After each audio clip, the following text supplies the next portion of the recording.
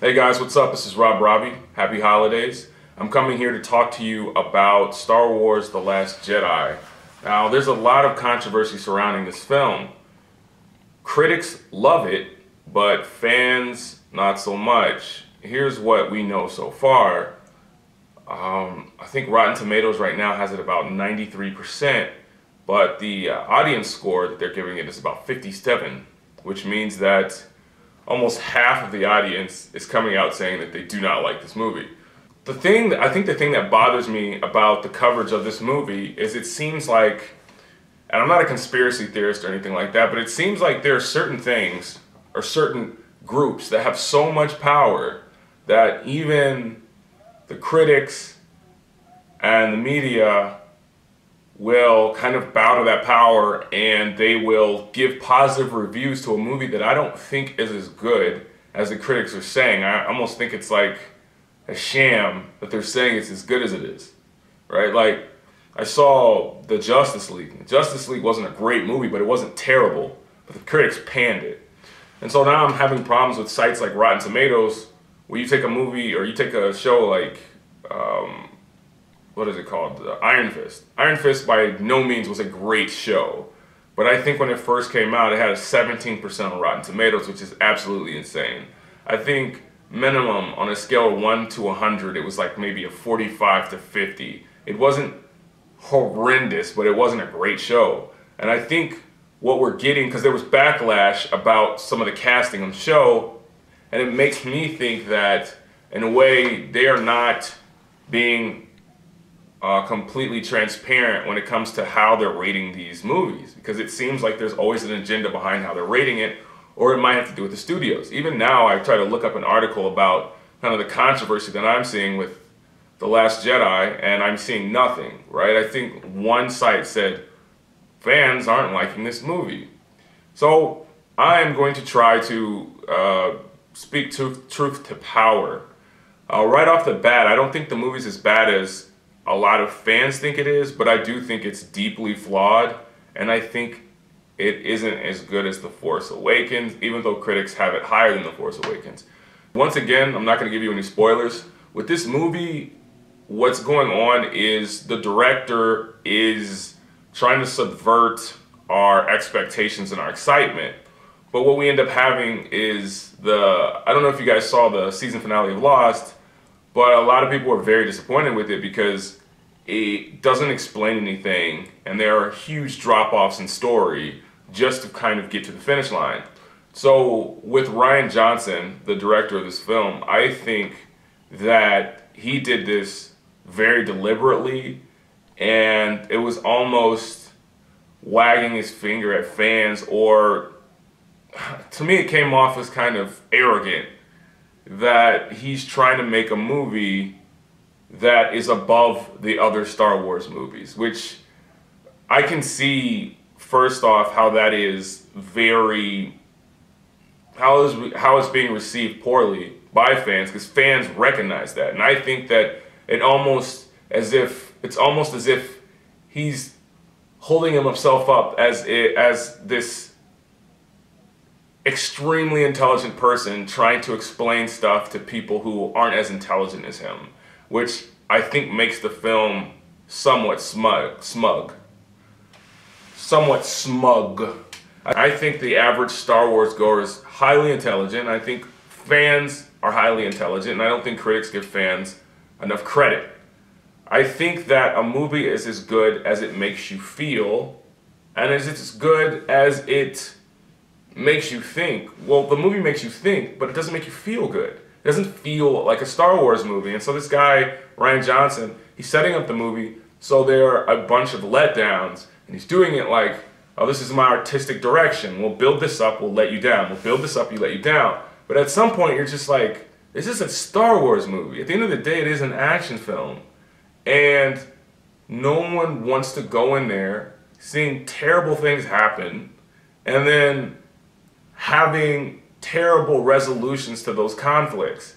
I think the way they did the character of Luke Skywalker, who is deeply flawed, because fans want to see a Luke they remember, and instead you're giving them the more, well, I am very intelligent, so I'm going to give you my intelligent, almost psychological thesis version of Luke Skywalker.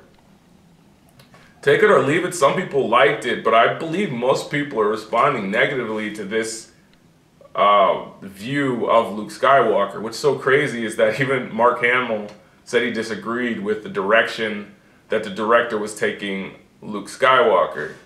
Also, I'm not 100% on board with what they did with Princess Leia, and I'm not going to give any spoilers, and that's not a spoiler by saying that just like off the bat. It's just the character does have an arc in this movie, and I'm not happy with some aspects of her arc.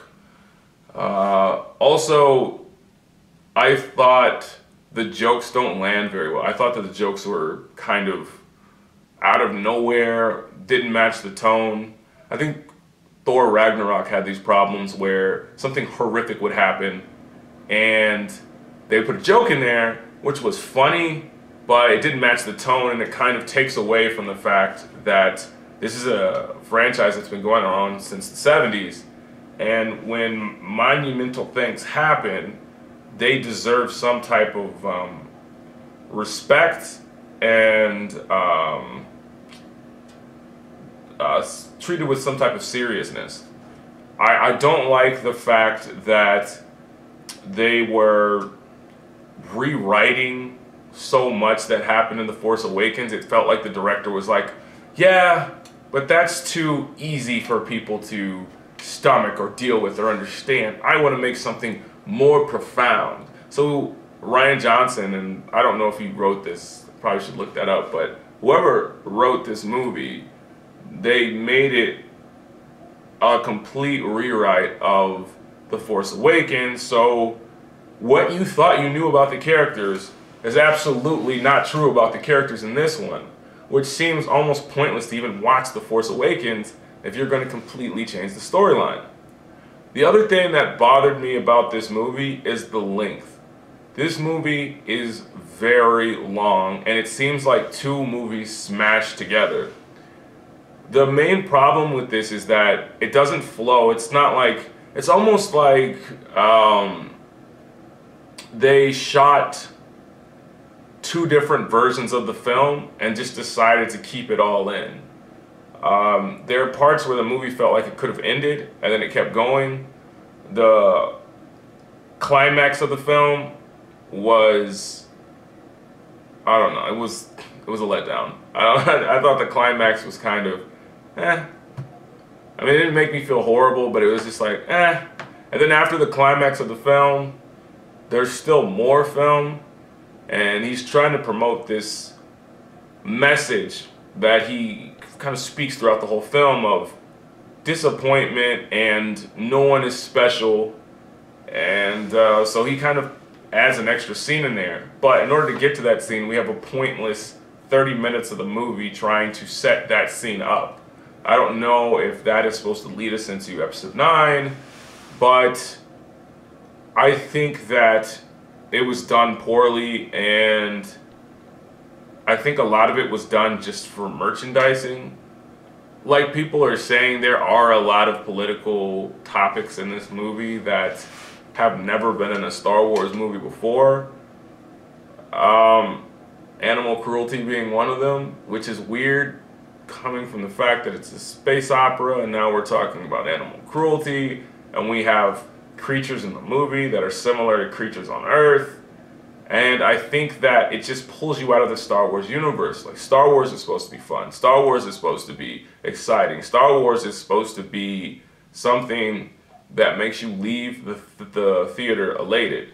Now, Star Wars isn't dumb fun. It's not like shut your brain off. It's not Jurassic World where all they have going for it is fun. Like, Star Wars does make you think, but I think what Rian Johnson did was take a movie that was, let's say it's like a Harry Potter, and he turned it into a doctoral thesis. So it's not even that fun to watch. I don't think, coming out the movie, I didn't know what to feel about it. You know, I thought about seeing it again, but I didn't want to sit through the entire runtime.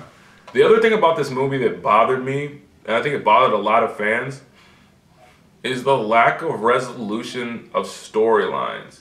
So, just to give you an example, there'll be a fight, there are high stakes in the fight, and then the fight will just be over. And nothing is explained, the plot will completely switch, and we're back to square one. Or the scene will switch, and you're like, wait, wasn't there just a fight? There was no major consequences to that fight? Nothing happened, it didn't change the story? That's insane. So I think I don't know, I think this movie was a massive failure in its attempt to be deeper than The Force Awakens. I think The Force Awakens awakened a love of the Star Wars universe again for people who had gone away from it. I know a lot of reviewers are liking this movie because it gives you a lot of meat and potatoes. So on rewatching, I assume that you can add so much more canon to what you already know. You can say, oh, you can use the Force like this. And I don't have a problem with how they use the Force in the movie. I know a lot of people do because it is different. But I think with this one, it's not just about how they use the Force. It's about the fact that Rian Johnson clearly does not care that he is making a Star Wars movie. And he's like, you know what? The Force can do whatever I say it does because I'm the director. So, you know, guys, I would encourage fans not to be as angry as they are. I know that you can't. You know what, guys? Be as angry as you want to be. This is your product. This is you. Star Wars is a culture. It is a phenomenon, and it is what people grow up teaching their kids. You know, like they want their kids to love the movies like they love the movies. They want their friends and families to be able to come together and watch these movies. So if you guys are angry, be angry. Let the critics know. Let people know that you're mad. Like, I'm on IMDb reading comments and people are mad. Like, that is the proper way to express yourself. Because when you express yourself like that, hopefully we can change Star Wars going forward. I think the worst thing that anyone can do is kind of the DC method where they can make a movie that people do not like and they just keep going in that direction. Like, we've had 4 movies that haven't been great, but they could have been great if DC was willing to change directions. Now, I'm not going to say they're horrible, but I'm saying that when we make our voices heard, studios have no choice but to listen, or we don't support their movie. So, all of that being said, guys, if you haven't seen the movie, I would say to give it a chance. And if you don't like it, let people know. Alright, so this has been Rob Robbie. I'm signing out. Don't forget to like, subscribe, and share, and leave a comment below. Thanks, guys. Peace. Hey, guys, don't forget to subscribe here. Right